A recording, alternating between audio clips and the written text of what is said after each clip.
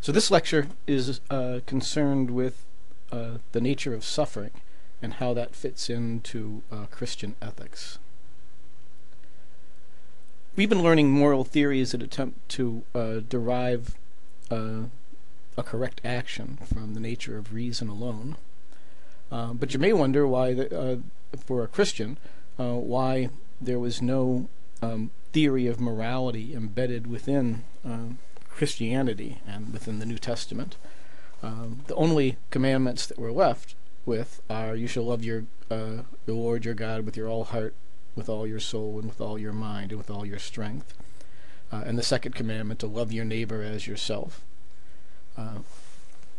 So we're going to see if we can look and see what would be the implications of trying to take those commandments as the basis of a Christian ethics. And we're going to see that a problem is involved in that with professions like nursing that have to deal with suffering on a regular basis, because it'll turn out that the human will has an infinite capacity to care about suffering and to care about goodness, whereas our power as creatures is finite to actually carry out or to protect the things that we find ourselves caring about. A Christian ethics of that sort was one that was designed by C.S. Lewis. He thought that we should act in time as beings destined for eternity, and that meant living in accordance with the Christian virtues so as to order your will in accordance with the goods of the natural world in such a way that one would become suited for eternity or suited for heaven. And this was similar to the virtue ethics of Aristotle, except that one had Christian virtues, the Christian virtues of faith, hope, and love, and their correlates, the 7 deadly sins, describing the orientations of a will that would prevent you from enjoying perpetual happiness. So C.S. Lewis dealt with the problem of suffering in the context of this Christian morality that aimed at an expression of love, loving your neighbor as yourself and loving God above all things, and that creatures in this world needed to suffer through evil in order to perfect their soul in the capacity of loving both their neighbor and loving God, which was what was necessary for perfect happiness. Traditionally, the problem of evil, or the problem of suffering, had been seen as an inconsistency between our beliefs about God and our beliefs about the world. On the one hand, God is thought to be all-knowing, or omniscient. This means that if there's anything wrong with the world, then God knows about it. We can't explain any defects or faults or suffering in the world by saying that God doesn't know about it, or that he doesn't know how to stop it, or that he didn't see the consequences of his actions. God's also seen as being completely powerful, or all-powerful, or omnipotent, which means that God could make the world any way that he wanted to, and that if there's anything wrong with the world, or if there's suffering, it can't be because God can't stop it or is unable to prevent it. God could make the world any way that he wanted to, as long as it was consistent, logically consistent. And God's also thought of being all good, or completely beneficent, so that it's incompatible with his nature to choose anything but the best of any possible alternative, or to do anything but the best action. So if we combine that with our belief that God created the world, and he's all-knowing, he knows the best way of making the world, he's all-powerful, he can make the world any way he wants to, and he's completely good, of necessity he chooses the best possible alternative, it would seem to follow that this should be the best possible world. But in fact, we find that the world contains lots of things that don't appear to be the best, and these fall into the category of natural and moral evil. Natural evil are natural disasters, disease, and famine, things that we don't think are due to human agency. Sometimes we even call these acts of God. Whereas moral evil has to do with the types of suffering that arise from the acts of human beings, such as murder, abuse, genocide, war, things of that sort. So what we've just mentioned is called the theological problem of evil. That's a problem or an argument against the existence of God. We're not going to be quite so interested in that, although you might talk about it in other philosophy courses. We're interested mainly in what's called the existential problem of evil. Whether one believes in God or not, one has the existential problem from within the standpoint of your existence of trying to figure out how one can reconcile oneself to life and to the world in the face of human suffering or in the face of evil. And those people in professions like doctors or soldiers, policemen and nurses often find that their ethical decisions have this added dimension of undermining their confidence in the world, in their engagement in their own lives, and their belief in some supernatural meaning to their existence and their life. So we're going to be talking about the problems that arise for someone who has to deal with suffering and pain on a daily basis, for making sense of that and how one should approach it. The traditional solution to the problem of evil is the one that's argued for by C.S. Lewis. The traditional solution had two different stages. First of all, they explained natural evil, and then they explained moral evil. And natural evil was seen as a result of moral evil. That is, in the Garden of Eden before original sin, there was thought to be no disease, no suffering, no pain. Even the lions were vegetarians, so they didn't have to cause suffering in order to get their sustenance. And the idea was that natural evil came into the world as the result of the fall. And we'll see that we're going to interpret the doctrine of original sin as suggesting that there's some original imperfection in human nature, and that it's necessary for even an all-powerful being to create a world in which there's evil to allow us to overcome that imperfection and become capable of the highest type of happiness. So natural evil comes from moral evil, and then the second stage is that moral evil is not an act of God. It's an effect of human will. Human beings create that, and it doesn't flow directly from God. And then, of course, we ask then, why did God create imperfect beings? Why did God create beings with free will? The answer is going to be that through free will and through engaging in love through the virtues in the face of suffering, one is capable of a higher type of happiness that outweighs all of the natural evil that comes into the world through the existence of that free will. So God could have made us like ants or robots, but then we would have been capable of friendship or love or art or religion or philosophy, so that we would do the good automatically and mechanically, the way an insect does out of instinct, or the way a computer does by a program. But then we would have been incapable of these higher types of happiness that render us capable of heaven and the best possible world. So the basic solution is that the existence of evil and suffering is really necessary for some greater good, and that therefore it really is, despite appearances, the best of all possible worlds. And just as we sometimes don't recognize that as children, so we don't recognize that in this life. So the doctrine of original sin had held that instead of it being exactly like a sin that our ancestors had committed, that we were made to suffer for, original sin was thought to be an imperfection that was part of our very nature and which is inherited with our nature.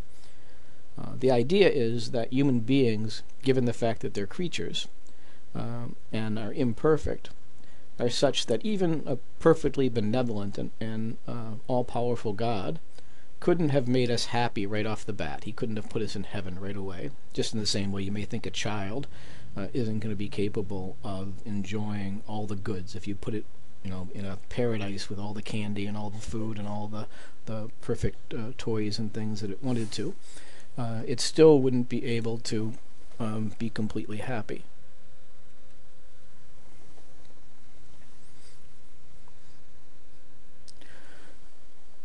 So, since human beings are imperfect, they have to suffer evil in the world in order to perfect ourselves and make us capable of complete happiness in heaven. That our power of love and of loving the real and the most perfect things has to be perfected. And in cases where it may not seem that the evil that we suffer is necessary to perfect our nature, or what lesson or what perfection it's supposed to produce in us, the claim is that we're sort of like children in relationship to God's providence or God's plan. That the way in which all things serve some purpose may be hidden to our view, just as when you're a small child, you can't understand the things that your parents do for your own good. But then later in life, you'll thank them for it and be happy that they made you do those things. So the traditional account of this is in the book of Job, where Job, the good man, is afflicted with evil, and he cries aloud to God to explain to him why these things have afflicted him. And God appears to Job as a voice in the whirlwind, saying, where were you when I created the universe, when the morning stars sang together and all the sons of God shouted for joy?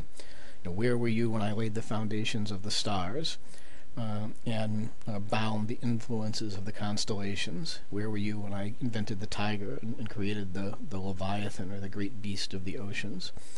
And the point of that long speech in the book of Job is that human intellect and intelligence is too feeble to understand God's greater plan. And at the end of this, Job says, before I'd only heard of you with the hearing of the mouth, now I've seen you with my own eyes, wherefore I abhor myself and repent. So the view that C.S. Lewis is suggesting is that that pain is necessary to separate human beings from the imperfect goods of this world. And he thinks that without the necessity of pain, we would not be able to separate ourselves from the things that will keep us from perfect happiness. Excuse me. We wouldn't be able to separate ourselves from the things that will keep us from perfect happiness. He wrote a book called The Great Divorce, which tells of people going to heaven and having to separate themselves from all the things that they loved in this life, which, though they were good, continuing to attach ourselves to them would eventually keep them from the highest type of happiness, or the highest type of love with God. So, suffering or pain is like a strong medicine that separates us from this world and allows us to perfect our love to the really real things in other people and in God.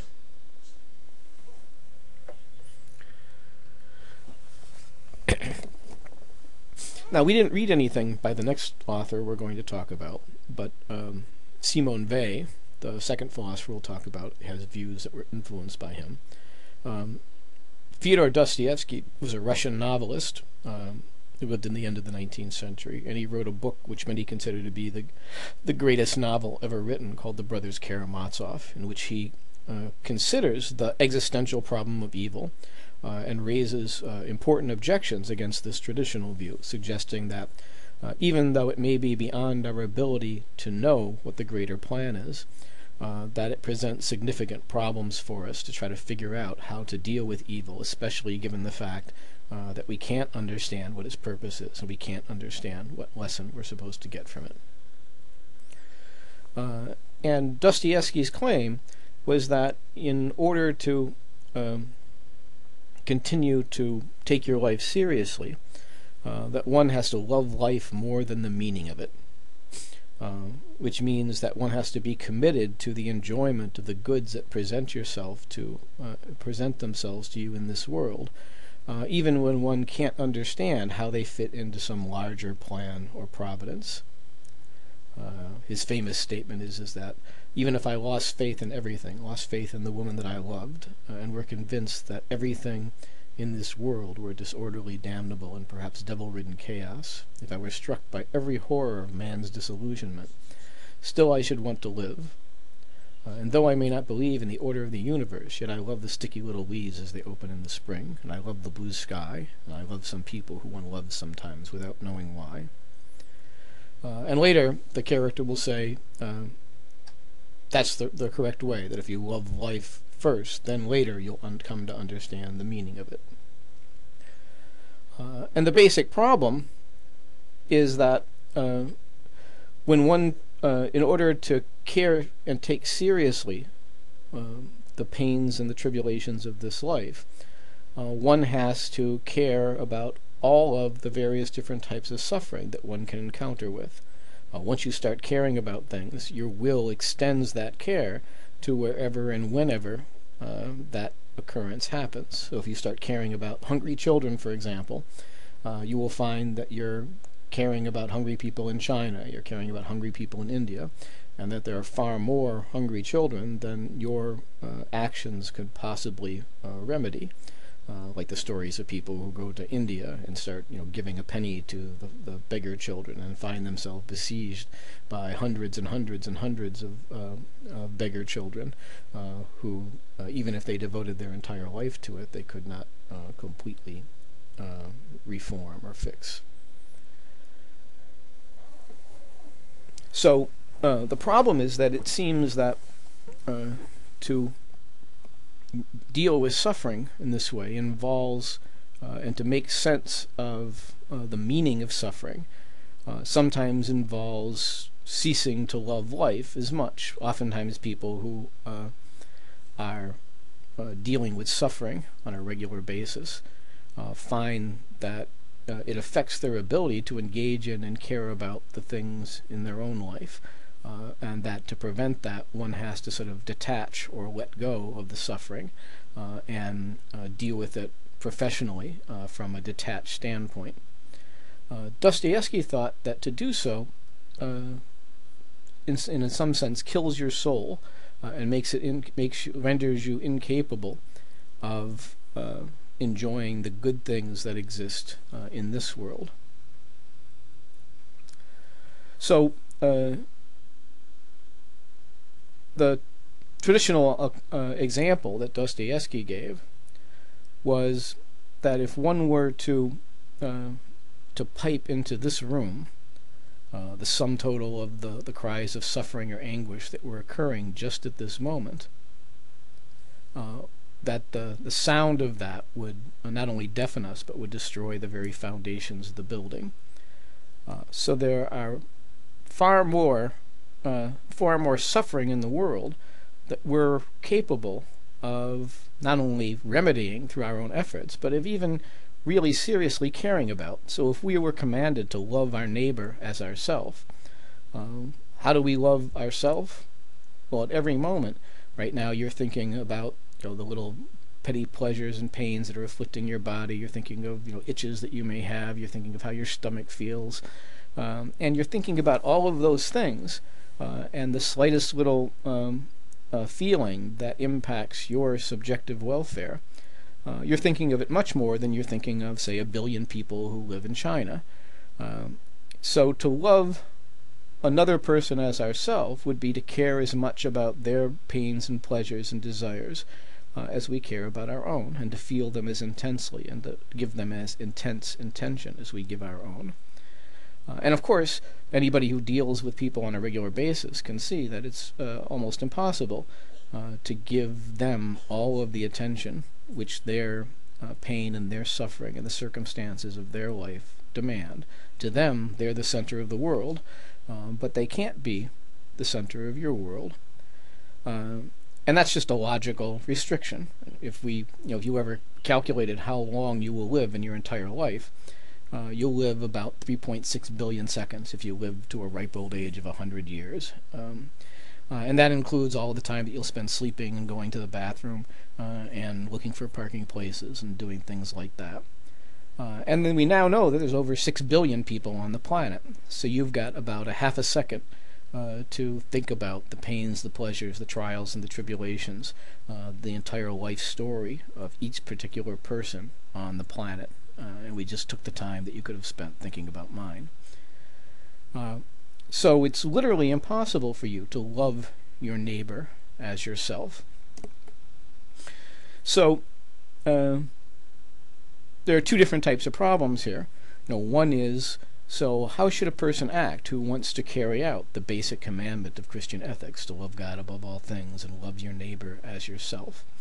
And then the second question is, how can one make sense of the evil that exists in the world in a way that allows you to continue caring, allows you to continue attaching yourself and taking seriously the basic problems that exist in this world? Because Lewis was clear to point out that even though suffering is necessary, that one still, even on the traditional Christian view, still has to work in order to eradicate suffering. So Albert Camus, the 20th century French philosopher, C-A-M-U-S, gave an example in his novel The Plague that was based upon a case of Dostoevsky's. And he asked, can a priest call a doctor? That is, if you had perfect faith, if you had the faith of Job, and you believed that every single evil worked for some greater good, could you even interfere with God's plan and save someone? Or was the further suffering of that person and their death and the grief of the people around them, was that a necessary evil that was part of the sum total of lessons that the human race had to learn in order to perfect itself to be capable of the highest possible type of happiness? So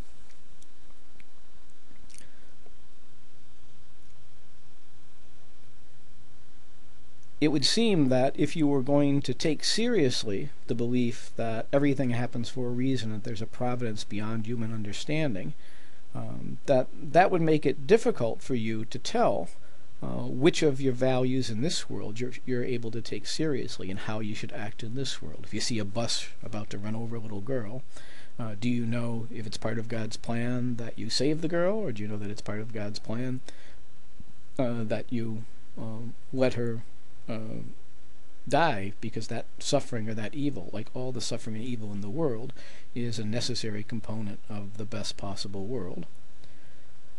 So the basic problem then seemed to be that in order to attach ourselves seriously to the values in this world, in order to render ourselves capable of enjoying all the goods of this world, and to not kill our soul, and to continue caring about them, as the traditional Christian view said, we have to continue to care about suffering and work to eradicate it. The claim was that one had to attempt to feel seriously and accept one's responsibility for all of the bad things that happened as well. Because the problem of our the restrictions of our limited will in the face of the infinite power of our love, or the infinite power of our will to care about things, doesn't just affect our ability to care about evil. The point of our example of considering the sum total of human suffering isn't that we should all be sad about how much suffering and how much evil there is in the world. Because, of course, the same thing could be said about the happiness in the world. If we were to pipe into this room the sounds of children playing on playgrounds, the sounds of lovers murmuring in each other's ears, the quiet whispers of contentment as parents watch their children sleep, that too would be deafening. So the problem isn't just that our little minds and our little bodies are too small to care enough about all the evil. They're also too small and too feeble to enjoy all of the good things in this world. And Dostoevsky's claim is that in attempting to not feel the evil, we also destroy our ability to feel the good things. So an ethics in which we attempted to recognize and not hide from our infinite responsibility to value all of the goods in a moral situation would be one in which we didn't try to find one single particular action, which was the correct action to do in that particular situation, but was one in which we tried to find the fullest expression of our love. so that you would do whatever good you can in a situation and where you could do it. So you'd try to love the person who was in front of you at that moment and do what you could to alleviate their suffering. You would engage yourself as much as possible in the world so that you had as much opportunity as possible. You wouldn't just hide in your house and only take care of the people that you happened upon. And you would also try to love or care about people in a way that increased the power of your love to affect and to engage in more people. So the idea was to not close off in order to act professionally or to save yourself from the pain of suffering, since it's inevitable that it's going to be more than you could take care of without destroying the structure of goods in your own life. Dostoevsky's claim was that one has to find a way of not closing off one's heart in a way that renders you incapable of enjoying the goods that are available to you, the goods of your own family, and that you are capable of engaging in. So instead of trying to limit our ethical responsibilities, one has to admit that we have more ethical responsibilities in any situation than we could possibly meet, and that instead of trying to avoid those or limit them by coming up with the one right thing that we have to do and then we're free to ignore all the other things, instead we have to take responsibility to all, for all, and to admit in ourselves the necessity of doing what we can't do, which is caring sufficiently for all the suffering in any situation which we happen to be engaged in. And the idea was that even when one did that, instead of despairing at the impossibility of doing so, that one would forgive yourself for your inability to care as much as you might like for all the suffering in a particular situation, and continue to strive to do so. The famous example that illustrated that from the brothers Karamazov was the story of a freethinker and atheist who believed that there was no God, but then when he died, he was very surprised to discover that he was wrong, and there was indeed an afterlife, but that in punishment for his previous lack of faith, he was condemned to walk a quadrillion kilometers before he could reach heaven, to walk this unimaginably long distance in the darkness. And instead of doing that, at first he refused and sulked and laid down on the road across the road and refused to move. And then when they asked, is he still lying there now? It turns out that he lay there for maybe 1,000 years, and then he got up and went on. The idea that was, even though it seemed to be an unimaginably long distance to walk in the dark, that the alternative to that is doing nothing, and that what was necessary was merely to take those first steps in the right direction towards walking the quadrillion miles. Then it was said that when he reached the gates of paradise, that the moment he walked in, the first 2 seconds were worth not only a quadrillion of kilometers, but a quadrillion of quadrillions, raised to the quadrillionth power. So the idea is that as long as one refuses to stop or to turn off one's ability to care, it doesn't matter as long as one is doing what they can to the utmost of their ability, that one can't get there all at once. It's enough to be on your way. It's enough to be heading in the right direction, and that to despair because you can't care enough, and to try to separate yourself from your feelings of sympathy and for the love that you're supposed to feel for your fellow man, would be killing your soul, would be like laying across the road and refusing to walk your quadrillion miles because you can't see how you could ever reach that goal or reach that destination.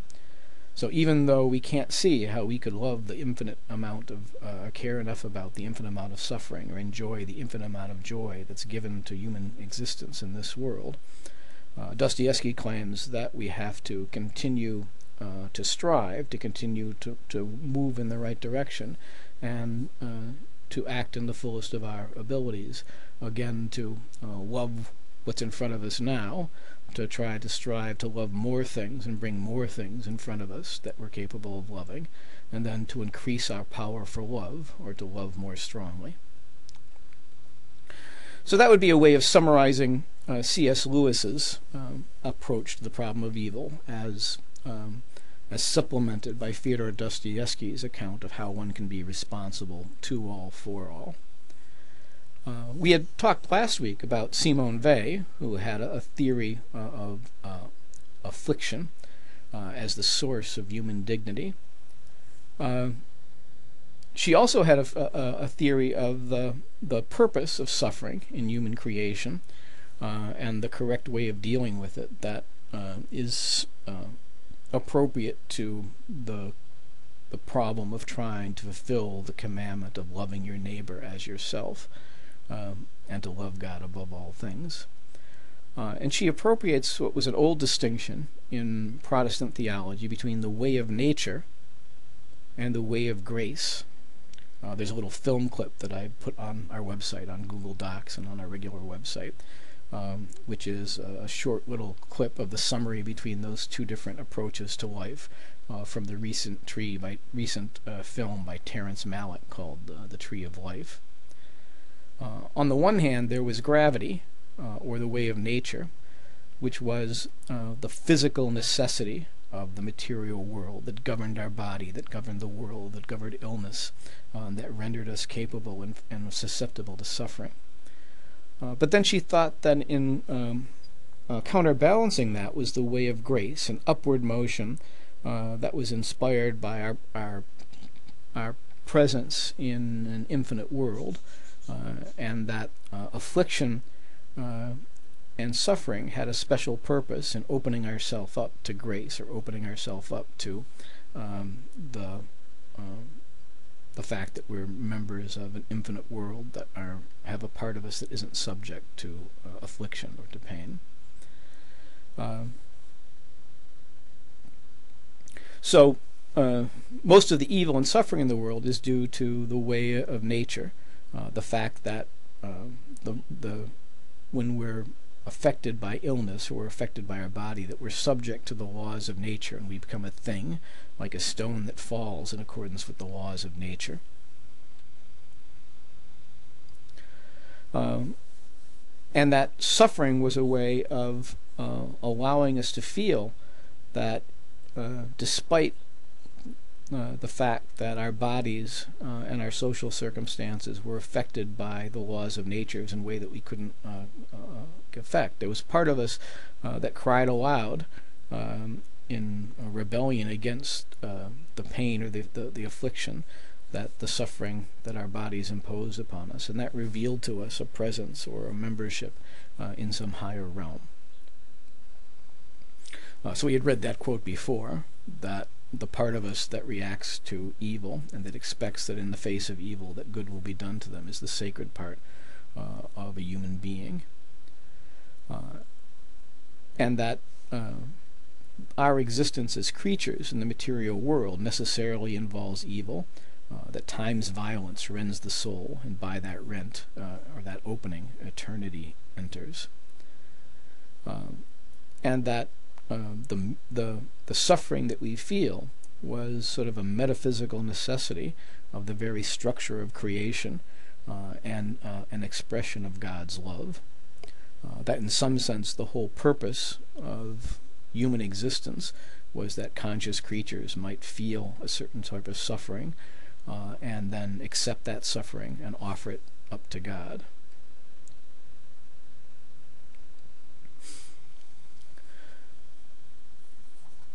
So Simone Weil had a particular view of creation. She thought that it was a view based upon a Hebraic or Judaic view of creation, that God, instead of extending himself out into the universe when he created the universe and created human beings, instead God withdrew himself to sort of leave space for the existence of other things. God limited himself. So the existence of evil is due to the fact that God separated himself from himself, or that God withdrew from certain parts of the universe and left those parts of the universe operating out of pure necessity, operating in blind obedience to God's law. The snowflakes fall, the clouds float across the sky, the stars revolve in their patterns across the heavens, in complete obedience to the physical laws of nature. And those laws appear to be indifferent to our welfare and to our loves and to our concerns. Yet there's part of us that finds those beautiful in their perfect obedience to God's law. And it's those laws, the way of nature, and the necessity of the physical world, that in its operation in the human body causes illness and disease and suffering. And we can feel as though we've been left in the absence of God in a world that operates according to physical laws that afflict us and cause us pain. But Simone Weil is going to suggest that the very act of creation that was necessary to bring us into existence was this separation of us from God that left us subject to necessity. So God's creation was an act of restraint or renunciation. He emptied part of his being from his self.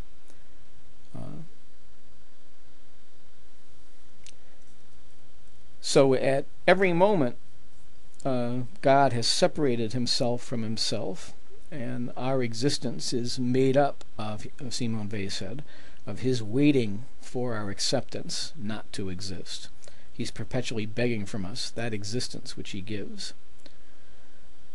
So every moment of joy is a moment of sort of reconnection of us with God, a reconnection of God with himself, since God created us and created the world by separating part of himself from himself. That pain or suffering of separation is part of the very nature of creation. So necessity is the screen set between God and us so that we can be.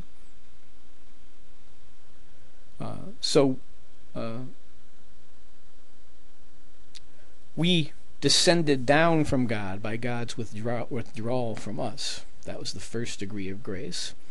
And then suffering allows us to feel that distance. And then we're supposed to respond to that suffering by accepting it and giving up our personal needs and our personal desires, opening ourselves with attention to God and attention and love to other people's suffering and affliction, and to negate ourselves and to give back to God that gift of our existence. And that's the second degree of grace. So the first degree of grace is God's descent into the world by separation. And then the second degree of grace is where, by following the path of God descending, we ascend back up and give back to God that gift of existence by accepting suffering and feeling in affliction our impersonal nature, the part of us that doesn't react against suffering, but the part of it that accepts it as part of of the necessity of the physical world.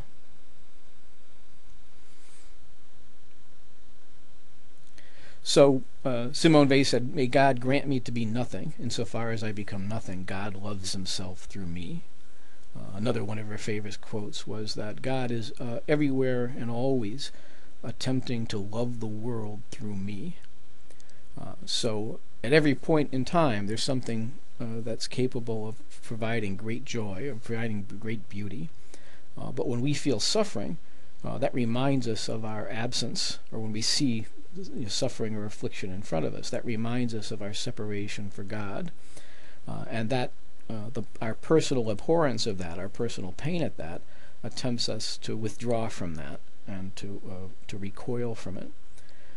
But at every moment, God is asking for that gift of our existence back. At every moment, God is trying to love the world through our experience, and we have to let that recoil or let go of that abhorrence of evil. We have to let go of it and to get out of the way. So God is always and everywhere trying to love the world through our eyes, or enjoy the world through our eyes.